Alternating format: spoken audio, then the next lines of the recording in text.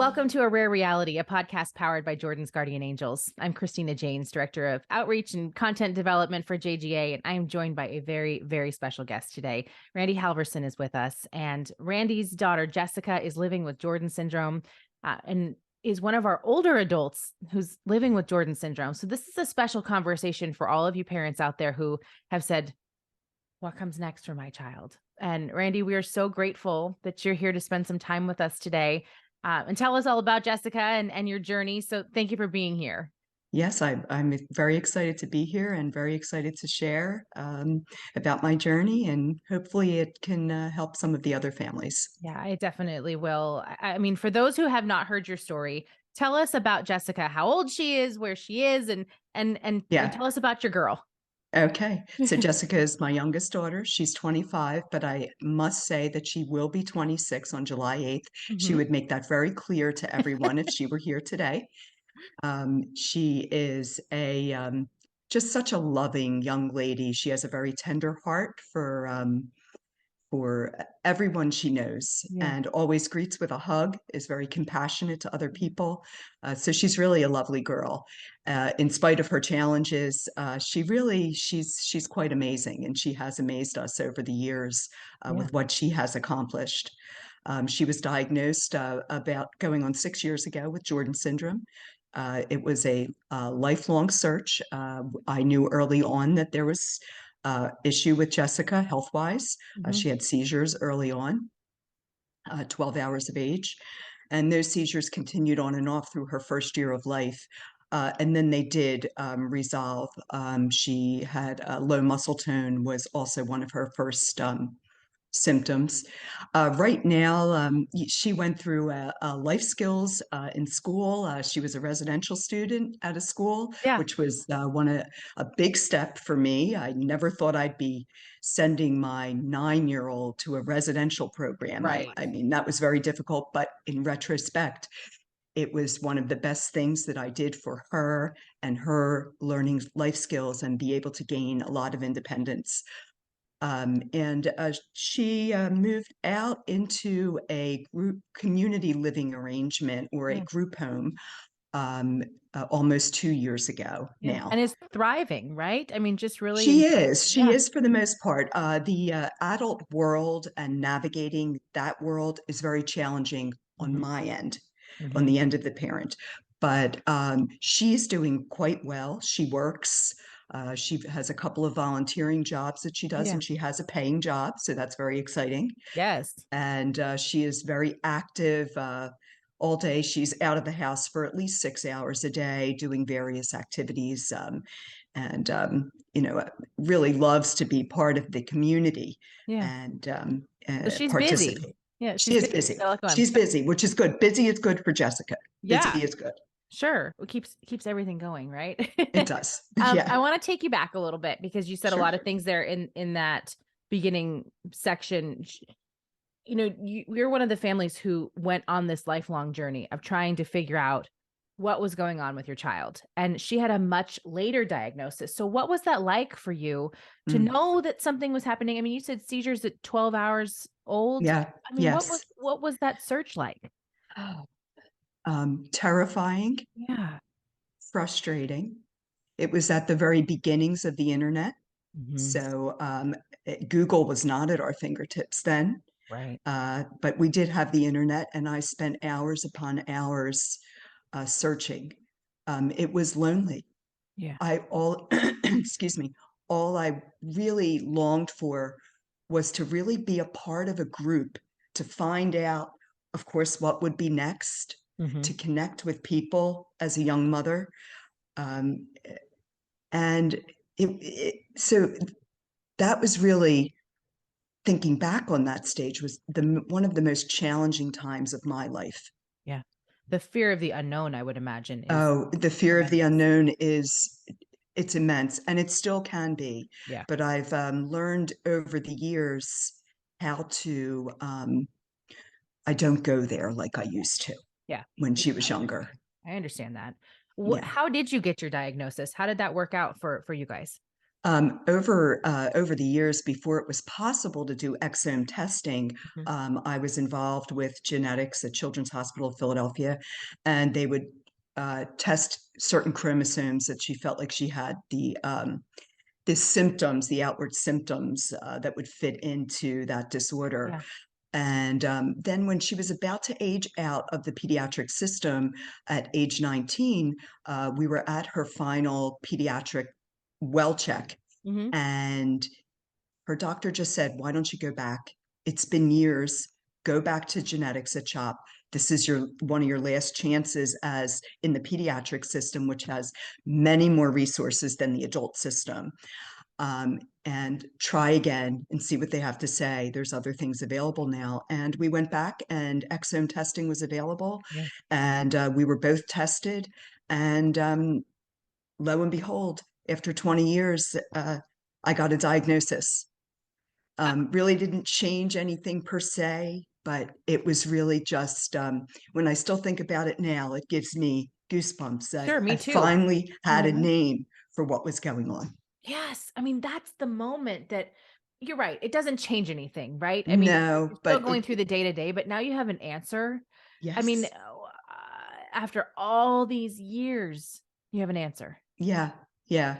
So it was really quite the moving experience, to say Yeah. the least. And it was helpful for Jessica too. Sure. She identifies herself as having Jordan syndrome. She's loves to wear her shirts from the conference, and yeah, she's so It's it was helpful all the way around. Yeah. when you were diagnosed, how big was the community at that point? I believe she was number 68. Okay. Yeah. So you found other people. I mean, I you've been on did. this journey by yourself, Yeah. trying to figure all this out. What was that feeling like for you to know that there were others who were like you? So it was amazing. I felt like there was finally a group that I could connect with. I'm going to be very transparent with you, though, Christina. Mhm. I thought a bit of frustration. Why couldn't I have had this 15 years ago when she Right. was younger and I was struggling so?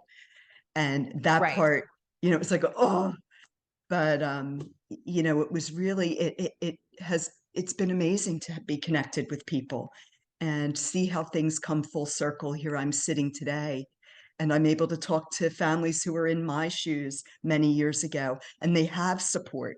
Yeah. So I'm incredibly thankful for that. Yeah. I mean, it really is it's a game changer in that way where you can bounce ideas off of each other.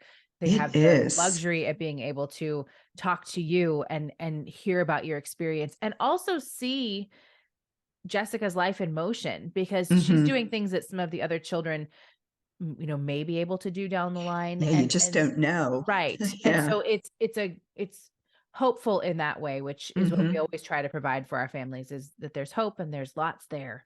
Yes. There's so much there that's out there, but would that have been the great equalizer for you? How if you had gotten your diagnosis earlier to be able to have this community, would that have made the difference for you, or was there was it just that now you have this answer, but life is pretty much the same?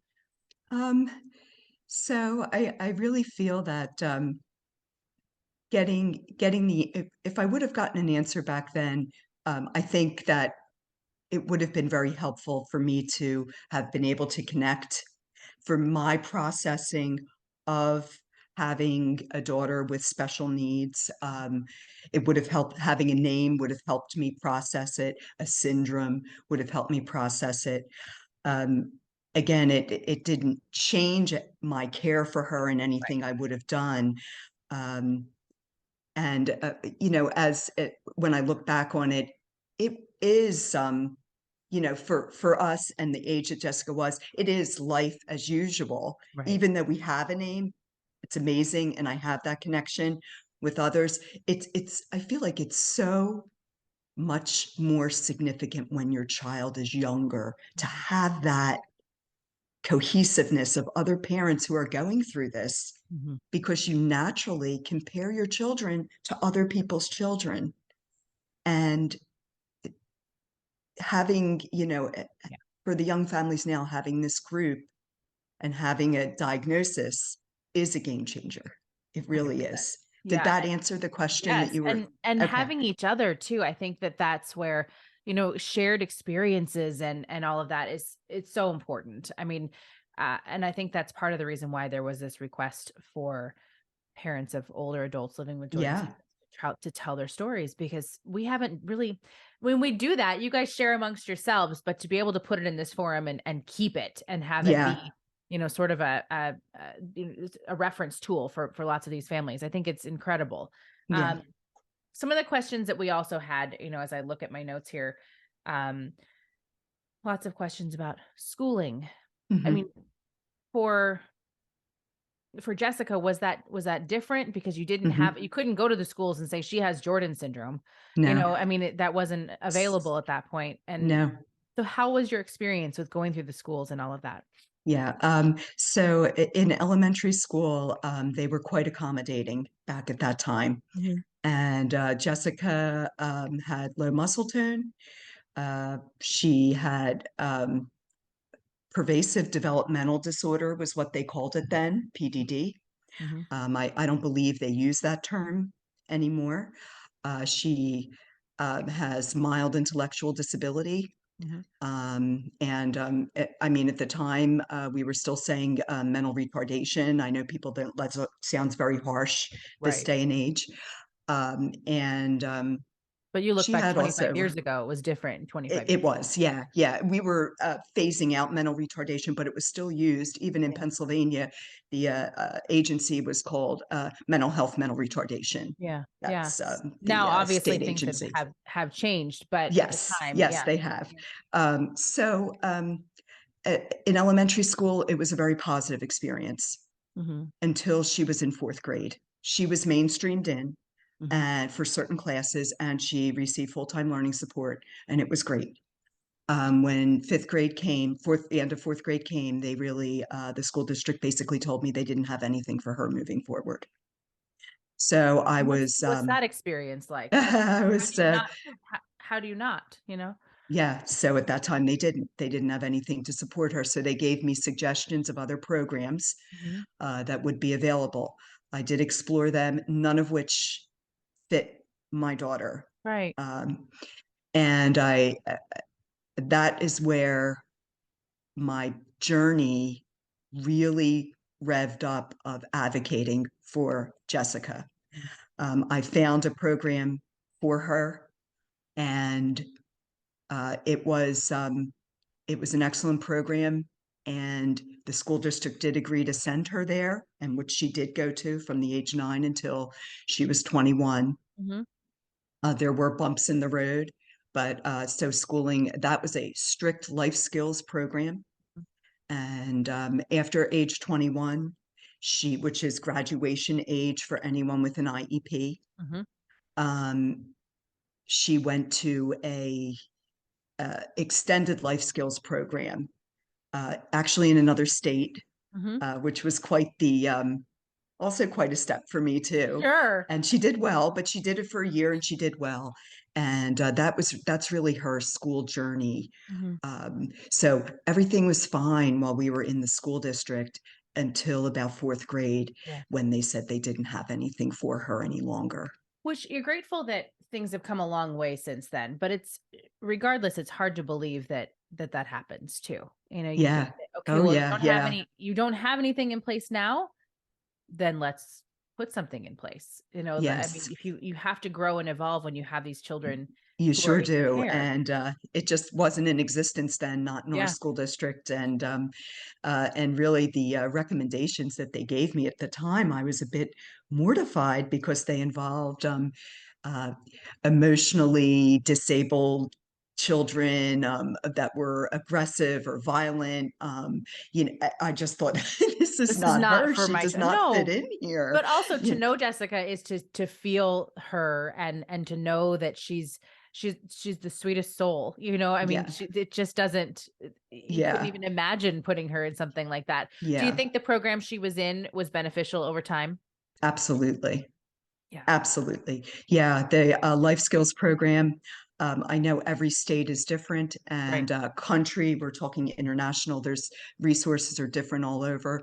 But I can't stress enough the importance of life skills. Yeah. It's very easy for mom, dad, family to do for our kids. Mhm. And even time-wise, it's just easier to do it. Sure. But taking that extra time and having them participate in just life skills, setting the table, emptying the dishwasher, cooking, Mhm. yard work, those type of things have been so valuable, Mhm. and really have been a focus of Jessica's whole and her childhood, really, Yeah. starting at age 9 and up when I, really started the advocacy part for her. Sure. I mean, we talk a lot now about advocating for our children, and I do it all the time for my son. Yeah. He is hard of hearing.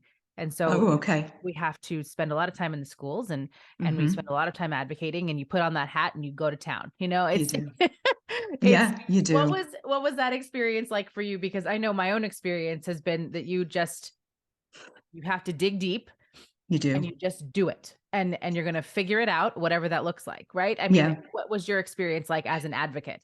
Um, the same as what you just described. You do have to dig deep. It's a very emotional experience. Mhm. And you do just do it. I'm not a very confrontational person. I'm not saying that you have to be confrontational, advocate, and you probably shouldn't. But boy, have I surprised myself in areas that I've stood up for Jessica. And that's my life mission is I am her voice. She does have a voice, but she can't converse like you and I are right now. Mhm. And I'm her voice. So at times that could be very frustrating, and I have to do self checks to bite my tongue. Um, I've made connections that I've never thought that I would ever make. Mhm. And I think that the advocacy started with way back when with the school district and her going to a different school. But it really takes a whole nother becomes a whole nother animal when they reach adulthood. Yes. And let's talk about that a little bit, because I guess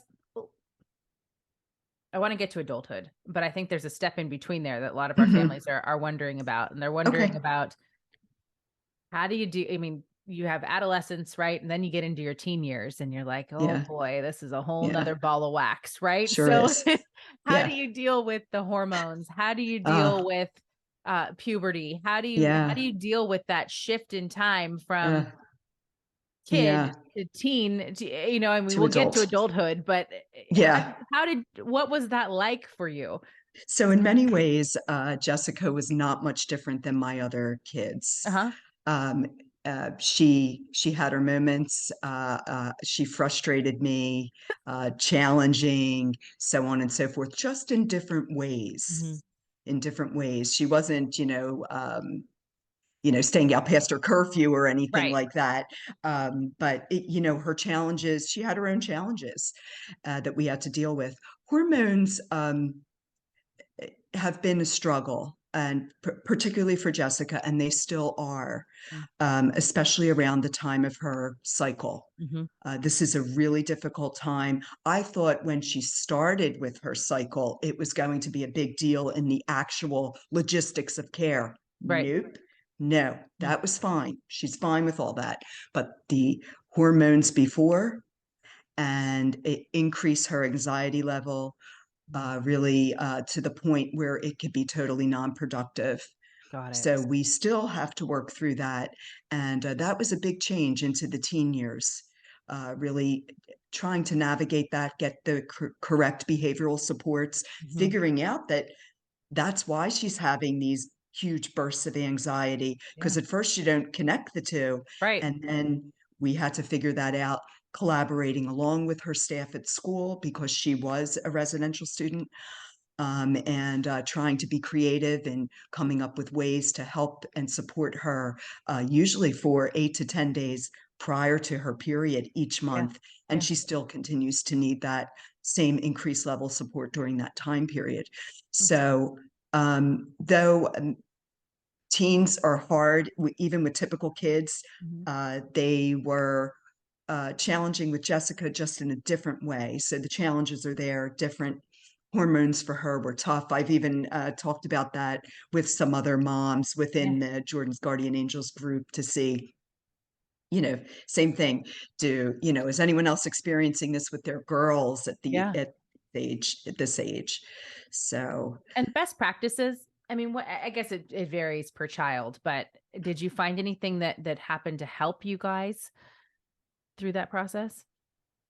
through the Like, teen years yeah, and through the ups and downs of hormones, et of cetera. hormones, consistency, coming up with a plan. Jessica and I believe many of our other kids will be the same way. They like to know what to expect Mhm. and they like a set schedule. Yeah. And if that's not apparent yet when they're very young, the 2 and 3 year olds, it may not be, but it is definitely very significant. Jessica knows boundaries now. Mhm. And so having those boundaries in place and having a schedule in place, continuing continuity, Mhm. just doing that same thing, revving up that behavioral support each month. You get to know when it's going to happen for Jessica in particular. Yeah. Constant reminders, just emotional support. Mhm. Revving that up during those time periods was really helpful. Good. It's very helpful advice because I know that's it's a big question mark for so many of our It families is. It is. gonna happen. And And it then looks they're all different. different. Yeah. Yeah, it looks different for everyone. And some girls may not struggle with that like Jessica did. Mhm. And I think across the board for Jessica, even, as a young child, a teen, and now an adult, schedules are everything for her. Mhm. It is very important to have a schedule, to have a routine. And in those boundaries, she finds a sense of security. And Yeah, that there's just comfort. makes everything better. Yeah, Yeah. 100%. So let's talk about adulthood. I mean, as you transition into adulthood, what was that like to be able to say, okay, I've been her parent advocate for so long, and now we have to make this switch to patient advocate. Patient advocate. She's Yeah. got to take over somewhat. I mean, you're still obviously involved, but she has to be able to advocate for herself too. Mhm. What was that process like? So we're still navigating through Yeah. that. I am Jessica's legal guardian, so I did pursue guardianship. Um, that's a whole different conversation and a Sure. very personal decision on Yes. the part of families. Um, so the adult world, not to be a pessimist, does feel somewhat like you've fallen off a cliff. Hmm. Um, you have a lot of supports for 21 and under, Hmm. and there's a lot of therapies available, lots of different supports available. And then you get to 21, and all of a sudden, education is not a priority anymore. Hmm. Um, and Jessica is still learning. So I would find that very frustrating. Um, all of a sudden, my daughter, who I is very smart, but functions at the level of a 5 or 6 year old, now can make her own decisions, and they want that. They want her. If Jessica says, I want to just sit on my device all day, they can't force her not to do that. Hmm. So I have had to really advocate for a plan of care for her in a way that doesn't violate her human rights as an Sure. adult and still provides those boundaries and the security of a schedule that she knows she has to follow. I am very, very, very involved in her day to day care, even though she lives away from me, very involved. Hmm. And I feel like I need to be. I hate to be a micromanager, but I do micromanage her Yes. care. Did I get far off Yes. from your I think answer? no, I think that is it's exactly what I was thinking that you were going to be talking about, because that's such a hard transition, but if you know what's best for your child as well. And so as her legal guardian, then you're able to make decisions for her and with her, correct? Yes, to an extent, in the adult system, when they're in a group home, human rights become first and foremost to the agency. So Jessica has obsessive compulsive disorder. She Mhm. will change her clothes compulsively. It Mhm. was a real issue all of her life. Mhm. She will just keep changing her clothes. She will wet her pants in order to change her clothes. Mhm. So um, when she was under 21, they would actually keep her clothes locked. Mhm. You can't do that as an adult. So we found a creative way around that where her clothes are actually in the coat closet of the house that she lives in. So they're not in her room. So there was ways around those things, Yeah. but getting there sometimes was a bit difficult until we got there and were able to work that out with the Yeah. team. And So thank that's goodness an for a team example. that works with you. I mean, it's a bright side of being able to have those conversations and okay, well, if plan A isn't working, what's plan B? And how do we, if that doesn't work, let's move to plan C. Let's work Yeah, it out. yeah, yeah. Working with the adult agencies can be quite challenging. Um, Unfortunately, the folks who care for our children are very low paid, Hmm. and it's unfortunate. So there's a big turnover, Right. and that is big staffing turnover. Yes.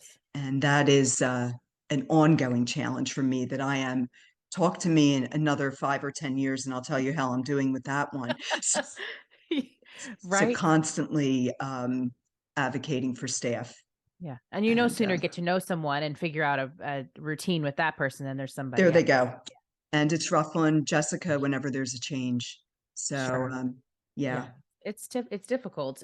I think that making that transition to independent living, which it sounds like you did early on, um, and Well, yes, she went to the independent, residential right?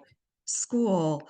The school that she went to was called Camp Hill Special School, and it was set up where families actually lived there full time in their individual houses. Mm-hmm. So she lived with a family on the campus, and she was part of the life of that family. So it was sort of a life sharing situation Yeah. in a larger campus setting. Huh. So there were several families and many disabled kids Mm-hmm. in that, living Environment in the there. Yeah. houses with the families. Yeah. So, and she would come home first every weekend, but that was too much for her. The transitions back and forth were a Yeah. lot. So Yeah. then one weekend a month. And so I was still very much involved. And then as an adult, yeah, moving out, it's hard as a parent. We want to be able to do everything for them. It's just, I can't stress enough how important it is to let that go a little bit. Our kids are smart. Mhm. They may not be real verbal. They may be slow in reacting or can't walk that well or look off into space, but they're listening. And that was something I heard all along about Jessica when she was in school. Jessica could be staring out the window, her teacher would say, but I would ask her to answer a question and she would be spot True. on Mhm. with the answer, even though she looked like she was Mhm. in out in left field. Our kids are listening. They know a lot more than what they can express. And I think that's a big part of educating people that don't know them. Sure. And Yeah.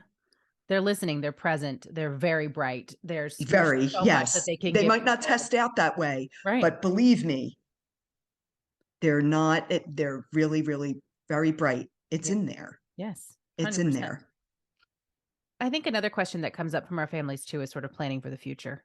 Yeah. What does that look like? Mm. How do you plan and what do you do and what comes first and next and last and is there a trust involved? I mean, every family is Hmm. going to do things different. Every state is Sure. going to do things different. Every Yep. country will do it different. But how have you in your family planned for the future and what that looks like? So I never wanted Jessica. Jessica's the youngest of five siblings. Hmm. I never wanted her to I don't want her to be a burden on her siblings. And I want to make sure that she's well taken care of. Part of the planning, there is financial planning involved. We do have a special needs trust. Everybody's situation is different as far as Right. the amount of money that could be in there. Um, and how that's used, but we are just the average people. So, I don't have, $10 million in trust for Jessica when I'm Right. gone. Right. So I do have to rely on the services of our state. Mhm. And one of the important things that I am doing right now is I've been partnering with other parents of kids that Jessica went to school with.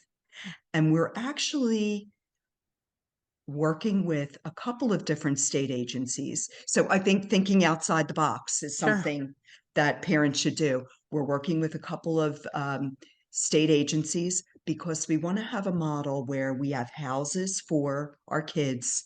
And we're thinking of purchasing a small house for Jessica in the future. Mhm. And the agencies rent the houses back from you. Mhm. And this is how it works in Pennsylvania. I can only speak for Right. Pennsylvania. And we're thinking of sharing staff among the houses. Mhm. And that way we can support each other as our children are supported. So if my husband and I want to go away for 3 weeks in the future, I want to be able to do that without worrying and who's going to navigate her care. So joining with these other parents is very, very important. And this is all still in development for Yeah. me. But the classic group home um, is not a good long-term solution. Right. That's how I look at it now. Mhm. So planning financially and starting early is very, very important because everything is very expensive.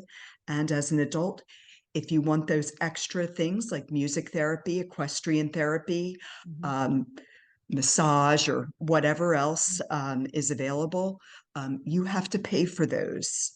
So they're not part of the adult program like they may be for children. Children. Yeah. So financial planning is very important. I would encourage all families to talk to a financial planner who can help them along with preparing for a, special needs trust or what would look best for them. Guardianship option, Mhm. very, very important. Um, Yeah. I agonized about whether or not to do it, Mhm. and I did.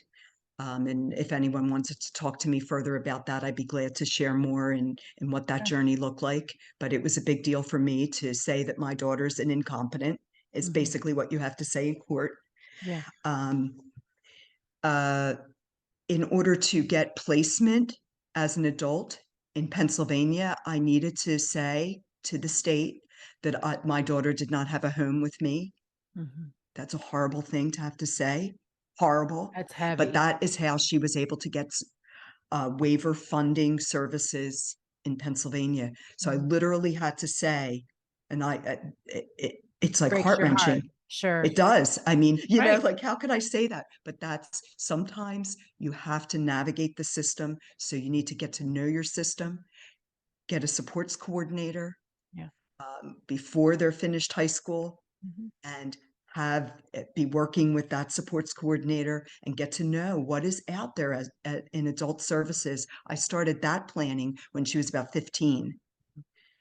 Um, This is and all she's still in a so group home. helpful, by the way. I mean, I think that Pardon? this is so helpful for our families. I mean, I recognize that everyone does something different and Yeah. it's different by state, et cetera, but it's helpful to see a timeline and it's helpful to understand that there are these steps and there's Oh, yeah. ways to navigate this. Yeah, yeah, and sometimes you do have to say and do things that are counterintuitive for you. But yeah, Sure.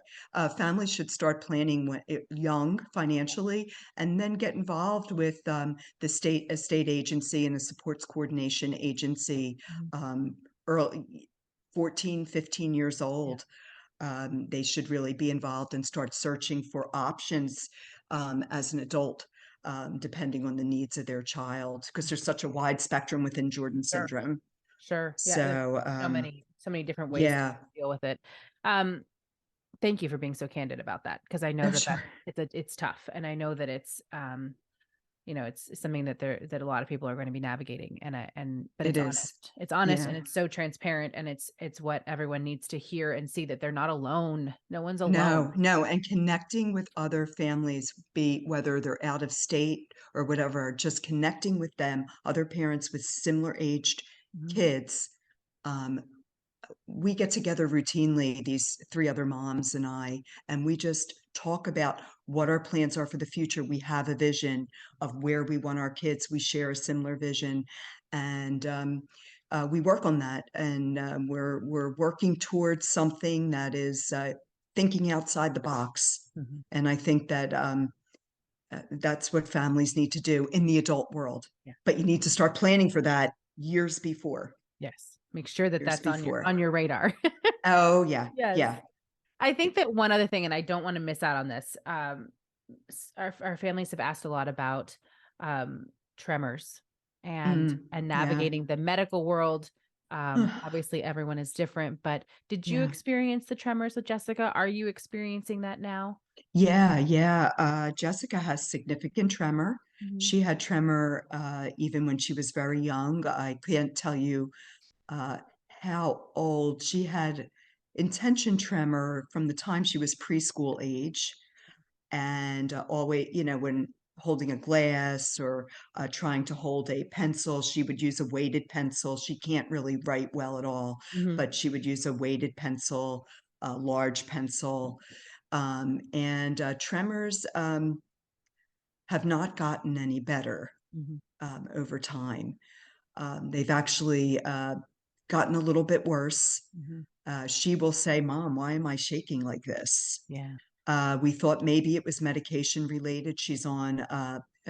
Uh, she was on an antipsychotic medication for years. So we weaned down, we changed, but the tremor is still there. Yeah. So now we see the connection with Jordan syndrome and the tremor, the Parkinson's like symptoms, and it makes more sense.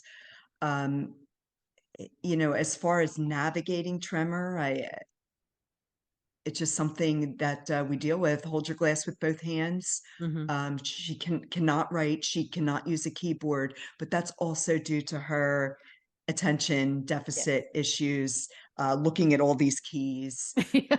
It's And overwhelming for all of us sometimes, you know? yeah, exactly. She does use her phone and can press a button, but it's very Yeah. Mhm. shaky, but she manages. Have you Um, found a course of treatment that helps her? Not yet. Yeah. So we were going to go see Dr. Uh, Chung. Mhm. Um, and Jessica's insurance, Pennsylvania insurance, they don't take, no one is licensed in Mm. Pennsylvania on that team at all. Yeah. So for monetary reasons, we didn't do it. She can't really receive ongoing care there. Right. So it's on my list of things to do from a neurologic standpoint to Mhm. try to, get her to a She's been to neurologists here, but not for the tremor Right. specifically. Right. So I'm still navigating that. Sure. Well, there's a lot. I mean, the list is long, and there's Yeah. many, many things.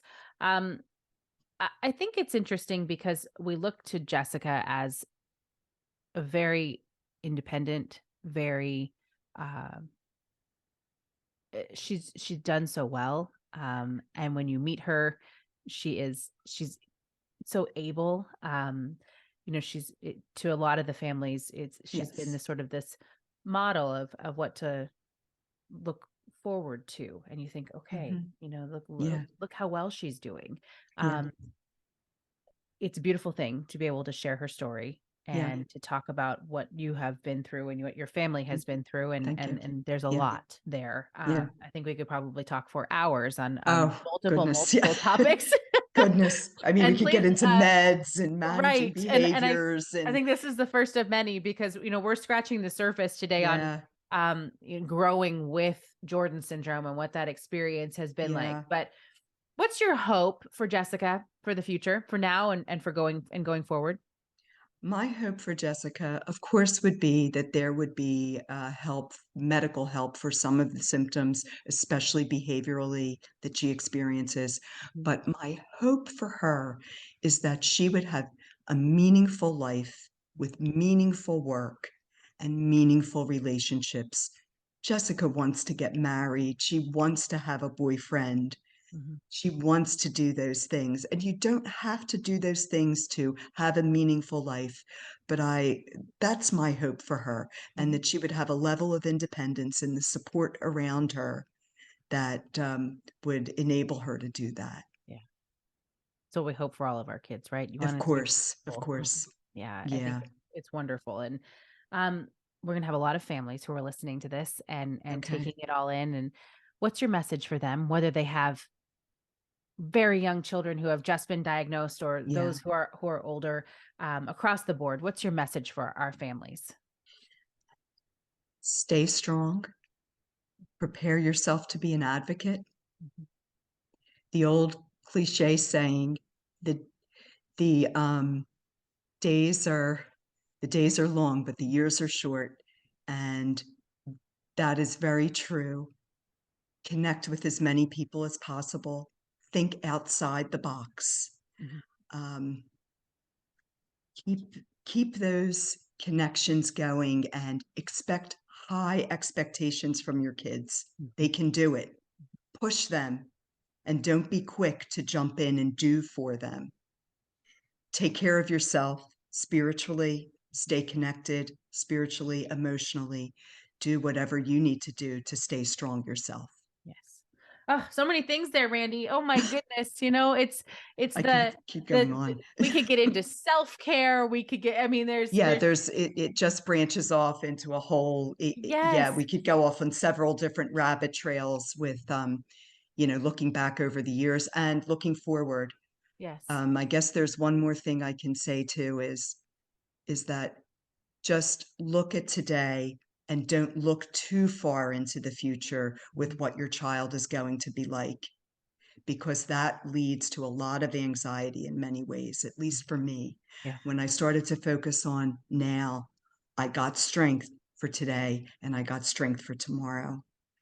But when you look out 10 years, it's very hard to get emotional strength for 10 years from now. Yeah. It happens, but it's best to just focus on what's going on now and doing the best for your child. Yeah. Baby steps. And you know what I Yeah, loved there yeah, was have high expectations for your children. definitely. Don't lower those expectations. They can achieve more. Jessica has achieved more than what I've ever thought. When that first neurologist, when she was 6 weeks old, said, "I'm very concerned about her developmentally," Mhm.